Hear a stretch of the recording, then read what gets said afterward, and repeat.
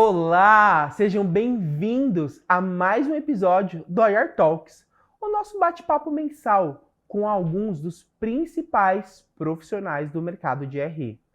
Eu, Cássio Rufino, estou muito feliz de estar aqui novamente nesse segundo episódio e mais uma vez muito bem acompanhado. Eu tenho o prazer de ter ao meu lado Danilo Herculano, Head de RI do Banco BMG, a maior referência no atendimento e nos serviços voltados para servidores públicos, pensionistas e aposentados do Brasil. Danilo, mais uma vez, muito obrigado pela sua participação aqui hoje. Obrigado, Cássio. É um prazer estar aqui hoje. Dentro das nossas histórias, vou contar que a MZ fez parte da minha escolha, cara. A MZ, o Rodolfo ainda, antes de nascer a MZ, que me influenciou a CRI. Então, vou contar um pouco dessa história aqui hoje, mas, mais uma vez, muito obrigado pela participação, pelo convite. É um prazer estar aqui, cara. Legal. Danilo, antes da gente começar, vamos falar um pouquinho sobre a sua trajetória pessoal aí, até chegar onde você chegou hoje. Boa, Cássio. Cara, sou mineiro de coração, mas baiano de nascença e paulistano já por necessidade há alguns anos, morando aqui em São Paulo. Eu vou contando assim, né? Sou pai, adoro, sou apaixonado por esporte, tenho uma filha linda. E, dentre tudo, quando eu comecei a trabalhar muito cedo, cara, foi engraçado. Eu comecei a trabalhar com 16 anos, trabalhei em consultoria, depois fui trabalhar em mercado de ações, uma corretora, logo no boom, lá em 2002, 2003, quando teve o boom do mercado da Bolsa, né, aqui no Brasil. E depois fui trabalhar em banco, cara. Entrei na área de informação, comecei a trabalhar mais nessa área como analista. E aí o banco decidiu começar a olhar o mercado internacional, fazendo emissões externas. E nessa época o banco estava meio incomodado com a situação que era o banco, ele tinha melhores indicadores de retorno, de eficiência, mas os nossos ratings eram piores.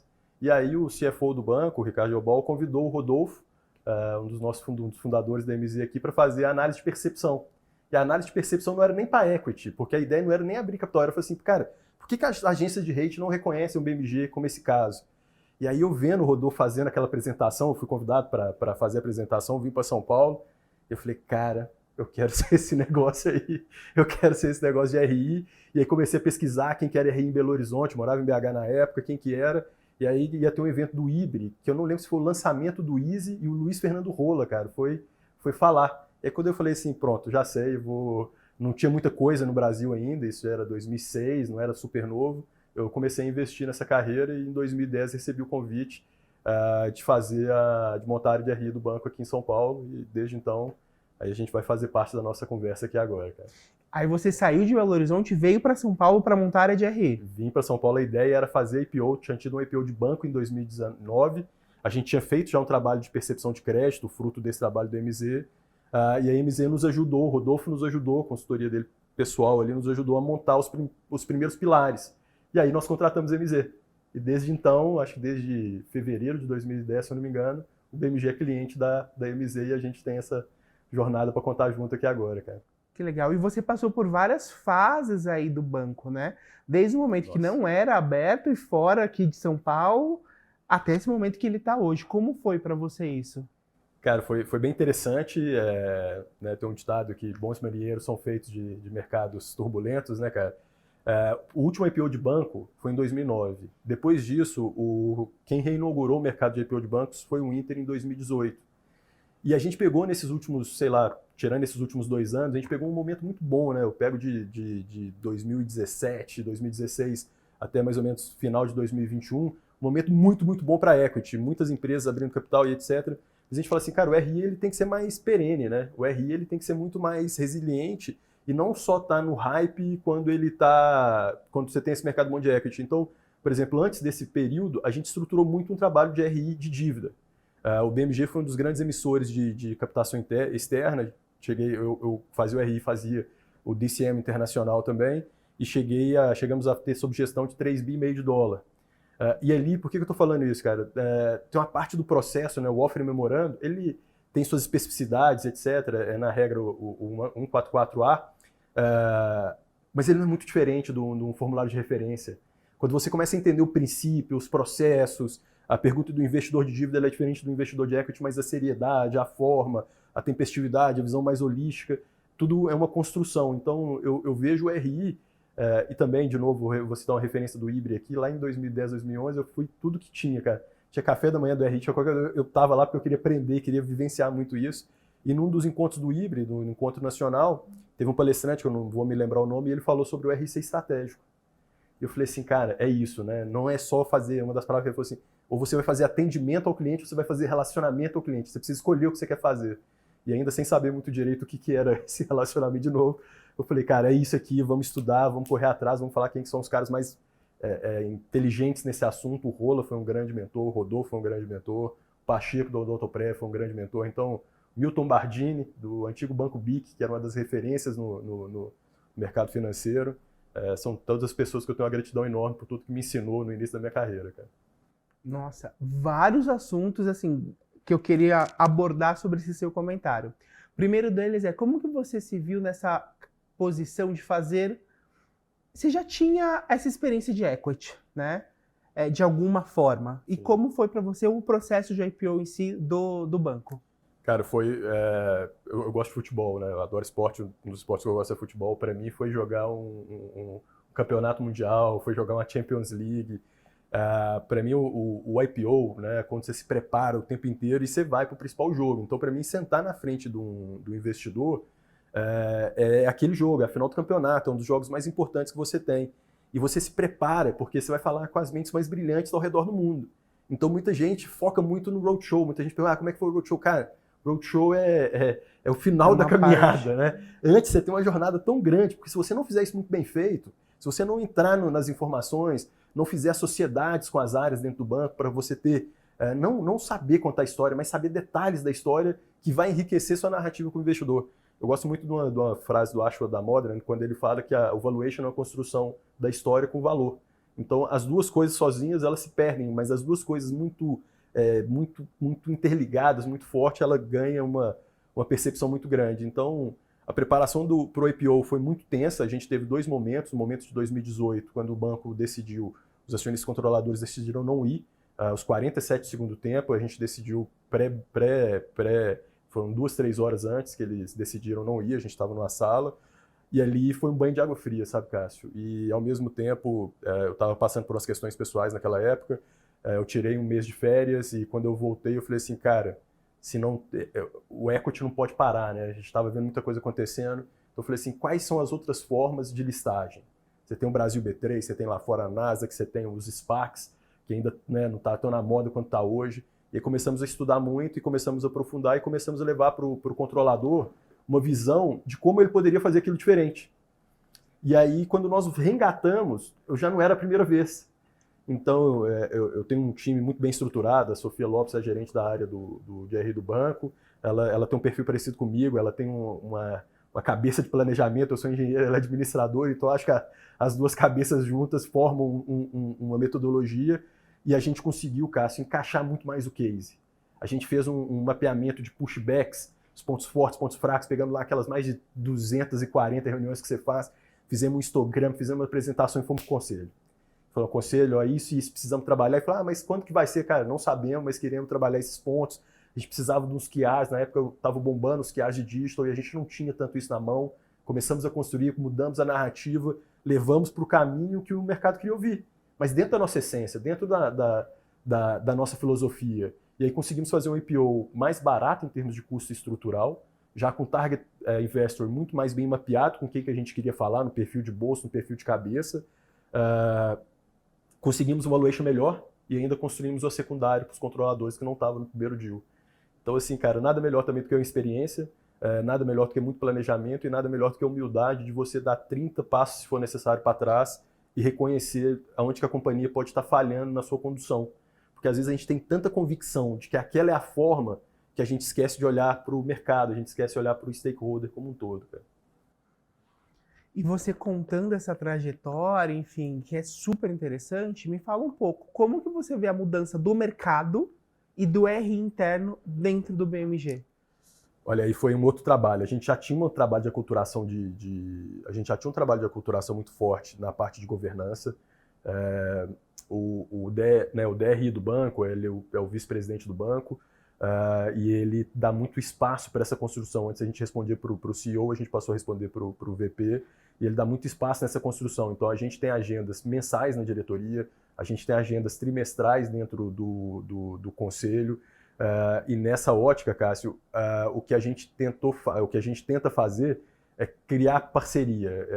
Eu vou tentar fazer uma brincadeira, que eu acho que no início da minha carreira de RI, eu tinha um olhar mais de xerife, né? Eu, como o responsável pela governança, pela CVM, pela aquela burocrata, hoje eu vejo a gente mais como um Dom Juan. A gente tem que ser mais um conquistador, a gente tem que criar essa sociedade, a gente tem que trazer isso de uma forma muito mais engajada. O cara ele tem que fazer isso não é porque você falou que ele tem que fazer. Cara, ele tem que fazer porque ele acredita, ele tem que fazer porque ele acha que aquele é o caminho, e porque no final do dia aquele senso de percepção de você fazer uma tese muito bacana para o mercado é nossa.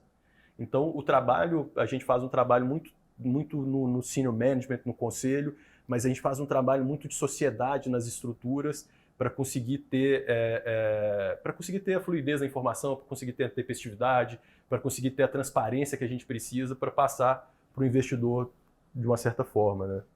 Falando em passar para o investidor, vocês tiveram uma divulgação recente, né? Como que é para você fazer uma divulgação de resultado depois de tanto tempo de casa? Você faz tranquilamente? Como que é esse processo? Cara, eu sou tímido. Ao longo desse processo, só um parênteses, eu fiz um curso de formação de teatro, eu fiz um ano mesmo, é um curso de teatro para quem não quer ser ator. Tinha muito médico, tinha muito advogado, e ali para mim me ajudou, porque eu criava um personagem que era muito duro, né? Por que eu tô te contando isso, cara? Porque no meio da pandemia a gente sentiu que era necessidade de botar mais a cara. A teleconferência ela é importante, é muito legal, mas a gente falou assim, cara, a gente precisa mostrar, a gente precisa personificar mais a comunicação. E eu fui ver um pouco das tech companies, de novo, vou citar o Rodolfo, que é ele que me inspirou a olhar lá fora, quando a gente foi fazer nosso primeiro Investor Day. E aí eu comecei a ver várias videoconferências da Netflix, enfim, de um monte de tech company que estava super hype na época. Falou assim, cara, a gente tem que virar para vídeo. E aí eu falei, tá bom, legal, acho que tem que fazer, mas e aí, como que a gente vai falar, né? E aí nasceu a ideia também de a gente levar um executivo do banco, um executivo sênior, para falar sobre essa avenida, e a gente começou a mudar essa forma de vídeo. Então, assim, cara, para mim não é trivial ir falar em público, mas eu passei a gostar e passei a trabalhar isso como um desafio na minha vida. Para mim, de novo, né, se eu falei que o roadshow é um momento onde a gente joga a final do campeonato, a teleconferência, a videoconferência é onde a gente joga jogos super importantes, é uma oportunidade única da gente trabalhar temas. Então, cara, a gente tenta sempre inovar lá no banco, né, dessa ideia do executivo, a gente criou uma ideia de videocast, podcast, mudamos para vídeo, e de novo, acho que é tentar ver sempre o que o mercado está fazendo, contar com parceiros como vocês da MZ que nos apoiam, nos influenciam, né, a sair da zona de conforto, e tá de olho no que os nossos colegas, não só dos setores, né, muita gente, a gente fica às vezes bitolado, como eu acabei de falar, eu trouxe referência para o setor financeiro vindo de tech, e não foi um consenso no início, puta, vamos fazer, vamos investir, gastar, mas e aí na hora, né, sendo bem honesto, que a tela era gravada, a vídeo era ao vivo, e aí como que a gente vai fazer? E as perguntas, falei, cara, né, tem que ser um pouco mais, o mundo precisa de um pouco mais dessa vida real, o mundo precisa que a gente se apresente com um pouco mais de honestidade intelectual, um pouco, né, menos filtro para a vida, cara. Então, para mim é desafiador, para a companhia é um momento super importante, mas, de novo, acho que a gente montou uma estrutura, tem um time que apoia muito bem, conduz muito bem esse processo, cara. E para mim é sempre um frio na barriga, cara. Eu adoro esses momentos. Você comentou de timidez, Danilo, mas você está realizando vários podcasts, vídeos, encontros. Você se considera a voz do RI do BMG? Cara, sim, né? Eu tô no banco tem muito tempo. Eu fiz esse trabalho de crédito, né? Antes de fazer, no momento o banco ele tinha mais de 80% do seu passivo quando eu comecei com o RI, galgado em poucas instituições. Então, eu fiz um trabalho muito forte de ICM local, depois de ICM internacional, antes de vir para o lado de ICM mais forte. Então, eu acho que não só a voz do RI, mas mais um face client, né? Virou um rosto mais institucional. E é uma das coisas que eu passei a gostar. Meu início da minha carreira foi muito técnico, foi muito in the bank. E eu sempre pensei como que eu poderia também estar mais on the bank, construindo um pouco essa estrutura. E graças a esse passado mais técnico, essa carreira construída mais técnica, eu consigo levar isso de uma forma de uma construção um pouco mais empoderada no sentido de geração de valor para dentro da companhia. Então, temos ótimos, né, interlocutores dentro do banco, mas de uma certa forma navegando no mercado de crédito, no mercado de equity, acaba que eu consigo flertar bem nesses dois mundos, sem falar do lado, o RI do banco, ele é uma área de RI mais estratégica, então tudo que o banco vai fazer pensando no banco, fica conosco, né, do lado mais de estratégia de equity, e também a relação com as agências de rating. Então também fica um pouco mais só o regulador, né, como um todo, o Banco Central, mas B3 e CVM também fica conosco. Então fica um pouco não só a parte de mercado, mas também a parte um pouco mais da burocracia, de regulador também fica aqui conosco nesse lado. Falando em agregação de valor, Danilo, no último dia 14 de fevereiro, o BMG apresentou os resultados do quarto trimestre e registrou um lucro líquido recorde, 73 milhões, um crescimento de 50,9% na comparação com o mesmo trimestre do ano anterior. Danilo, me fala um pouco, qual que é a receita desse sucesso do BMG? Cara, na verdade não tem bala de prata, é um pouco do mesmo, né, todo dia, fazendo a mesma resiliência. E aí, Cássio, o que eu, né, tentando também contar uma história longa de uma forma bem curta aqui. O IPO do banco foi um sucesso, mas poucos meses depois da divulgação de resultado, o banco teve um revés, as ações passaram por uma situação muito grande, o banco teve uma mudança de management, então, lá de 2018 para 2019, teve uma mudança de management, e o banco acabou que teve que passar por um freio de arrumação muito grande. Então as nossas expectativas, elas demoraram um pouco mais de tempo. E nesse freio de arrumação foi importante que o banco reviu não só as suas estruturas, mas reviu um pouco a cultura também, a forma de se comunicar internamente, e começou num processo de banco completo. E diferente do que muita gente acredita, né, cara, o negócio de banco, ele demora para gerar valor, para dar um pouco mais de grana, para o resultado ficar muito mais aparente, principalmente um banco com mais de 25 bi de ativos como o BMG. É como um grande transatlântico, né? Ele balança um pouco, mas ele vai com uma fluidez muito maior. Então esse processo desse resultado começou em 2019, 2020, quando o banco fez uma série de reestruturações internas e começou essa transformação intensa de um banco de nicho, de um banco mais voltado para um monoproduto ou monossegmento, para um banco mais completo, construindo canais B2C. Então, hoje, quando eu enxergo assim, um dos resultados do banco, é um resultado construído de várias linhas. É um resultado que 2022, ou principalmente o quarto trimestre de 2022, ficou mais aparente algumas alavancas que nós começamos a construir em 2020. Atrás.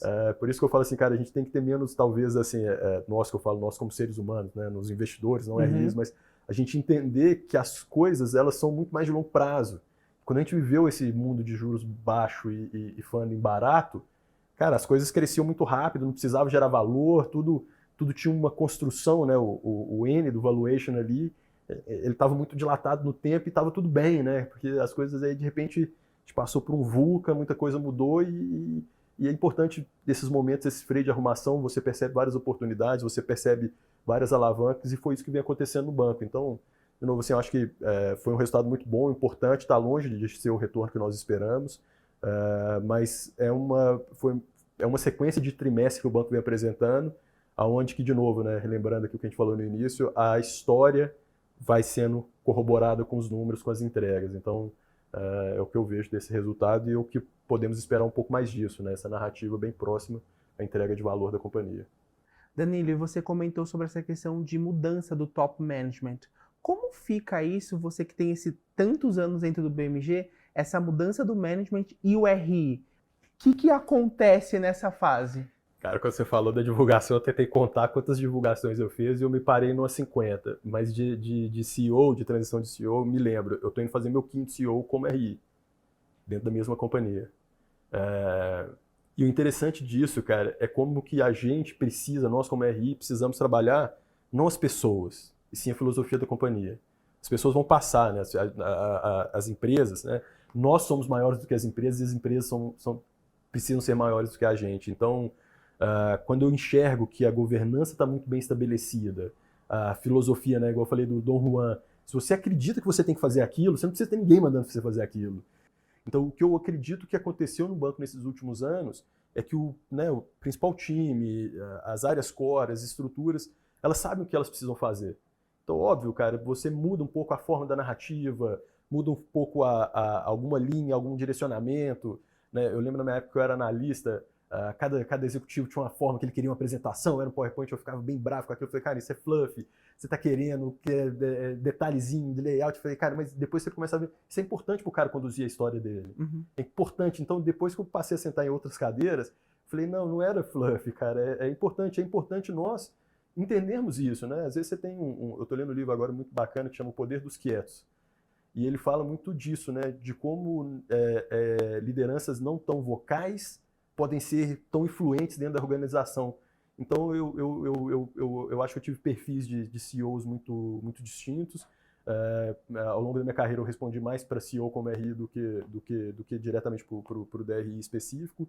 E hoje o que a gente vê e o que eu espero dessa transição agora é um pouco diferente de todas as outras, é que ela aconteça de uma forma mais suave. Eu acho que o banco está mais maduro, a governança está mais madura, os pilares estão mais sólidos e a companhia está mais confiante nos caminhos que ela precisa seguir. E, obviamente, alguma liderança é fundamental, mas acho que hoje todos nós temos isso mais enraizados do nosso princípio, do nosso propósito, da nossa missão ali dentro da companhia. Compartilhe um pouco com a gente algum exemplo que você acha que o RI do BMG foi estratégico. Então, é interessante essa pergunta. Minha formação ela vem de uma formação mais técnica. Então, eu sempre gostei muito de estudar o balanço dos bancos em geral, ver teleconferência, ver a forma de fala e tudo. E lia praticamente todos os materiais. E comecei a mandar para o DRI na época. E aí, um dia ele replicou para o vice-presidente do banco e o vice-presidente fez uma pergunta para o diretor comercial. E eu falei, cara, eu sei. E fui lá e respondi. Eu falei, não obstante ao que você vai colocar, né, o que eles falaram foi aquilo. E eu comecei a ver, Cássio, que eu ganhava muita notoriedade dentro da companhia, falando coisas que eram públicas, né? Coisas que notadamente estavam escritas em algum lugar, mas que não tinha ninguém olhando isso. E eu comecei a fazer um relatório. Na época a gente começou a produzir um relatório, desse relatório começou a nascer uns flashes, então todas as divulgações dentro do mundo de financials, a gente manda um flash em menos de 24 horas, depois que saiu o resultado, e depois a gente faz um compilado depois da nossa divulgação. Depois a gente faz uma apresentação dos principais indicadores que o banco está monitorando, que é relevante para o banco como um todo. E, por exemplo, no mundo financeiro, esse último trimestre, um dos principais discussões do mercado foi em cima de inadimplência. Então aí a gente pega esse tema e mergulha em cima da inadimplência, olha a inadimplência de todos os bancos, compara com o nosso, o que o mercado está olhando, o que o seu site está falando, o que o buy site está falando, e leva isso aqui para a discussão do conselho e da diretoria do conselho, né? E aí, dessa forma, a gente consegue influenciar de uma forma mais direta, de uma forma muito mais provocativa mesmo, né, o que está acontecendo. A gente traz nossos pontos de dores e consegue refletir, consegue degustar sobre isso, e consegue refletir e consegue planejar sobre isso. Então, fazendo isso, levando essa provocação, o RI ele consegue ser mais estratégico porque ele vai estar em determinadas discussões que, naturalmente, se ele não tiver esse poder de influência, ele não vai estar. Se ele não tiver esse poder de conhecimento, ele não vai estar numa diretoria de crédito discutindo inadimplência. Agora, quando ele leva uma visão do mercado sobre inadimplência, leva um comparativo, leva curvas, ele passa a ser relevante nessa discussão. Então, é importante que você esteja lá porque você é relevante, não porque você tem uma cadeira XPTO, porque você... Não, cara, é porque você está influenciando, porque você está sendo relevante. E isso muda. Eu vou falar outro exemplo que parece ser super bobo. A gente tinha um relatório que era super complexo, técnico, tinha umas 20 páginas. Cara, com o tempo ele deixou de ser relevante. A gente mudou um, que hoje deve ter umas 3, 4 páginas por de influência. Tudo que sai sobre o BMGB4 na internet, rede social, a gente manda a cada 15 dias. O relatório tem super feedback, é super relevante.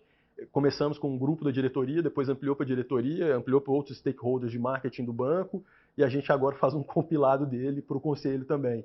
Então, porque foi relevante? Você fala assim, é besteira, o que o cara que tem 1000 ações está falando? Não, cara, é importante. Então, vamos ver isso de uma forma, vamos construir isso de uma certa forma, e aí você vai... Né, ser estratégico não é uma receita de bolo, né? Entendendo o que está sendo importante e construindo em cima disso. E esse comentário que você fez é o que eu falo às vezes pro meu time. Às vezes não é algo super complexo, né? Às vezes é um dado que tá solto e a gente só precisa pegar esse dado, organizar e transformar numa informação para ter uma análise. Sensacional, cara. Porque senão não tem como ter uma análise em cima de algo que está aí circulando, né? É isso.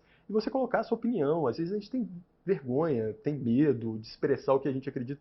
Cara, estuda. Você fala assim, eu acho porque eu acho. Não. Eu acho que eu acredito por conta disso.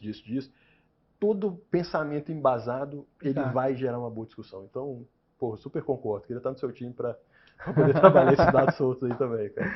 Danilo, e tem alguma coisa que você ainda tem vontade de fazer no RI de novidade, de diferenciação? Alguma coisa relacionada a isso? Cara, tem, o PH uma vez me provocou sobre esse negócio de dados, e eu acho que uma coisa que a gente precisa fazer ainda é a formação da nossa equipe é uma formação menos voltada para dados, para construção, então tem muita informação, tem muita estrutura, mas ela não está organizada em camadas.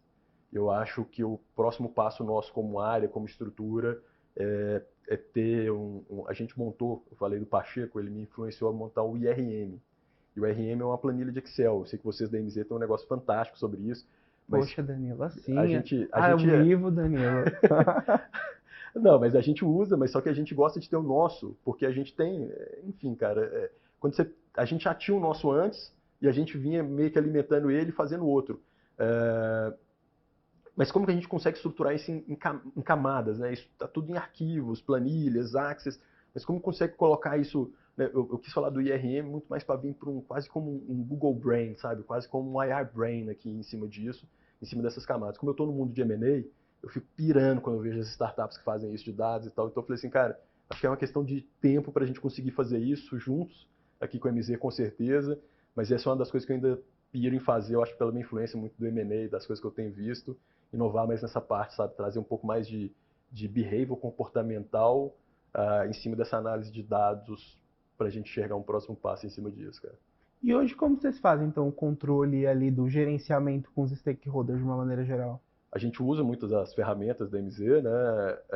A gente usa muito, a gente tem nossos bancos de dados, né? Como a gente é uma área de RI mais longeva, a gente foi acumulando isso e quando é um negócio maior, assim, o banco ele tem um relacionamento interbancário muito forte, né?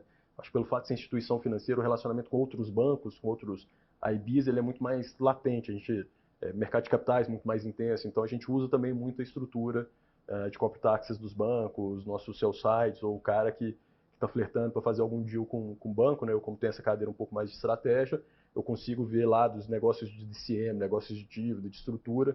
Falei, pô, beleza, mas me apresenta sua base de investidores. Hum, Quem que está olhando o caso do BMG? Me ajuda a fazer uma análise de percepção sobre essas reuniões que aconteceu. Então a hum, gente usa também esses mecanismos um pouco externos que estão nas nossas mãos. legal. Para todo mundo que não conhece o sistema da MZ, entre em contato com a gente que a gente super explica o É sistema isso. inteiro de RM, de base acionária, o que for necessário, viu? E é muito bom, viu, gente? Eu já vi de vários concorrentes, não estou fazendo merchan aqui não, mas é muito bom. Eu uso a MZ desde fevereiro de 2010, foi o que eu comentei aqui com vocês. Legal. Mudando um pouco de assunto, mas seguindo aí nessa pauta de stakeholders, como que você vê a importância do ESG hoje dentro da área de RE?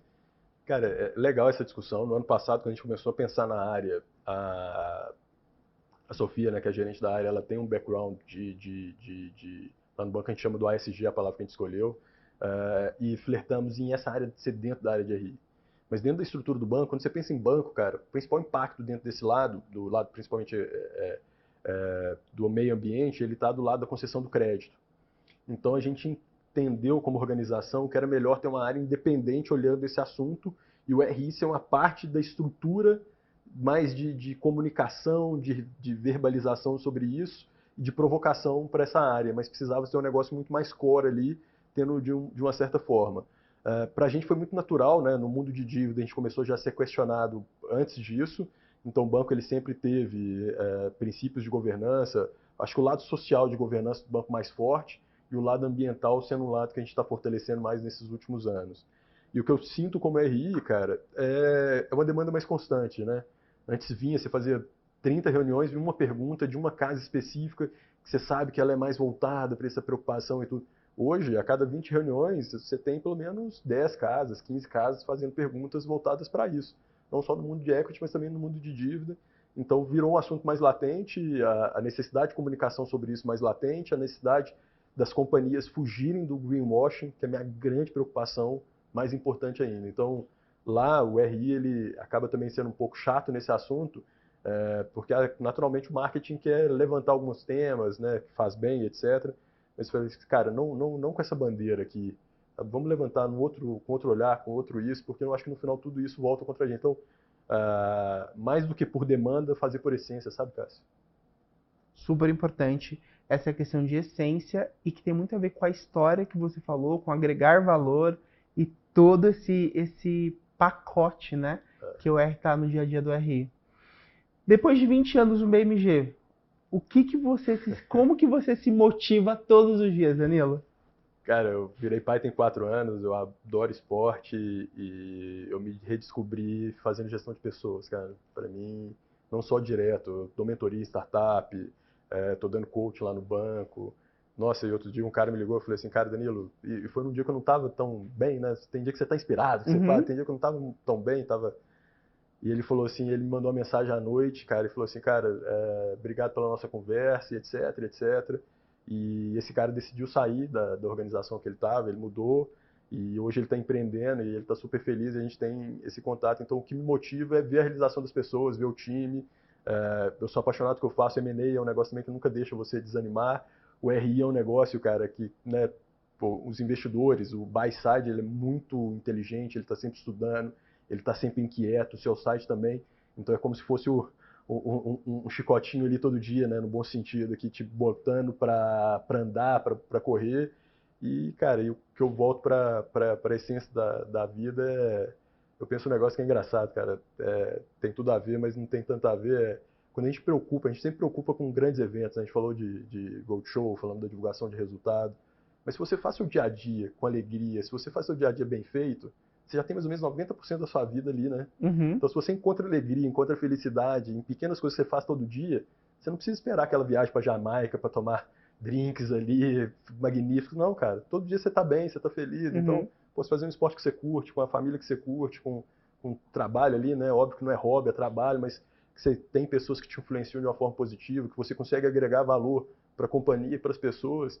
Eu acho que sou mais disso do que daquela super férias, magnífico, cara, rodar bem, sabe? Tá no dia a dia bem. E aí a motivação tá nisso, cara, tá em fazer diferente, se renovar, se permitir, porque, né, os jovens, cara, estão vindo.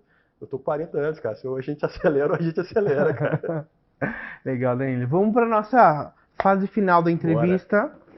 Eu tenho aqui 5 envelopes, você vai escolher um aleatoriamente e a gente vai falar desse último tema agora aqui na Bora, vou pegar esse entrevista. do meio aqui, Cássio.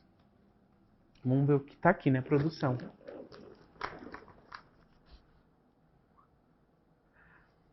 Essa é fácil, Danilo. Você já até conversou com a gente. Processo de preparação para a conferência de resultado. Como que você faz isso daí com o seu time? Primeiro, eu acho muito planejamento. A gente montou uma estrutura, tem um checklist, coisas básicas, mas que é importante, porque toda divulgação ela muda. Toda divulgação você precisa reolhar e reaprender. A gente começa o processo de divulgação mais ou menos um mês depois da última divulgação, que é coletando os feedbacks do que aconteceu, não só do mercado. Então a gente faz uma discussão de dentro da área de RI mesmo, de lavar roupa suja, tá? Onde a gente fala assim, pô, a gente errou aqui, a gente acertou aqui, pô, o cara pisou na bola aqui com a gente, o outro também aqui. Então como a gente consegue? E aí a partir dali a gente começa a fazer a reconstrução. A área do RI do banco, né, falando muito essa palavra que ela é mais estratégica. Então, por exemplo, a gente viu depois dessa divulgação de resultado que o mercado começou a soltar alguns indicadores. Então a gente vai para dentro da área de analytics, vai para dentro da área de produtos, de inteligência e começa a trabalhar esses indicadores. Então a gente participa da construção também de alguns indicadores que em algum momento a gente vai levar. Então a gente tem indicadores que a gente divulga, tem indicadores que a gente está numa caixinha para ganhar maturidade desse indicador, ganhar mais credibilidade dentro da companhia. Então a fase de preparação para mim é muito de conhecimento, de muito estudo. Os seniors do RI, eles precisam participar em outros quóruns que não de RI. Então, para mim, é fundamental que a GRI, a head da área de RI do meu time, a Sofia, ela participa do fórum de produto, ela participa do fórum de ativos e passivos do banco, né, que é onde discute liquidez, gestão de passivos, a LM como um todo, e ela participa do fórum de clientes. E aí, depois disso, a gente construiu um fórum de divulgação, que ele acontece mais ou menos uns 20 dias antes da divulgação de resultados, que a gente convida os principais participantes, né? Então, contabilidade, planejamento financeiro, tesouraria, a gente coloca todo mundo na mesma sala e discute as principais mensagens, as principais estruturas, colhe muito pushback, a gente vai muito de kimono aberto para esse negócio, para a ideia de ser uma construção de várias mãos. E aí dali a gente depois finaliza o processo, a gente finaliza o processo mais num petit comitê, né, dentro da estrutura, mas no dia antes da divulgação a gente vai lá e faz uma apresentação para a diretoria ampla. Então, onde a gente consegue fazer essa construção como um todo e engajar todo mundo naquela divulgação. Então, acho que uma das belezas da área de RI do banco é que o RI não é personificado dentro do BMG. O RI é um processo, um planejamento dentro da nossa estrutura. Só uma coisa boba aqui, mas que eu acho legal, cara, que a gente faz depois também, que é para manter esse engajamento, a gente tem um papo com o RI interno, onde a gente faz via Teams mesmo, tá? Super simples. A gente faz, nosso desafio é fazer 5 dias depois da divulgação de resultado, vai só o time de RI, vai todo mundo do time de RI, e é open table, cara, pergunta de tudo, entra todos os colaboradores, na última tinha 367 pessoas conectadas, e vem pergunta de tudo quanto é tipo, Cássio, e é legal, cara. E o pessoal interno engaja? Engaja, cara, é 1 hora de papo, só pergunta, a gente tem 5 telas, que é só para dar aquele warm-up inicial, engaja pra caramba, e mais do que isso, sabe o que eles fazem? Começou a acontecer, cara, que eu achei mais legal? Ele falou, Danilo, você não tá falando disso. Sofia, você não tá escrevendo sobre isso. Pô, eu li lá o release, você falou isso, mas você não colocou aquilo. Porque a galera começou a fazer parte, cara. Eles começaram a entender que o RI está sendo a comunicação deles. São 2, 3, 4 pessoas que vão falar sobre tudo que eles fizeram naquele trimestre. Uhum. Isso para mim, cara, teve um valor, assim, imensurável na preparação da conferência de resultado, cara. Isso deve ajudar muito, né? Muito, muito. E principalmente a vida do dia a dia do RI. Você bate na porta e fala assim, puxa vida, lá vem o RI, vai pedir o quê? Né? O RI, Você vai pedir informação. O investidor te liga sexta-feira, 4 horas da tarde, pré-carnaval, né, cara? Uhum. Só pergunta, por que o lucro subiu, né? Aquela pergunta simples.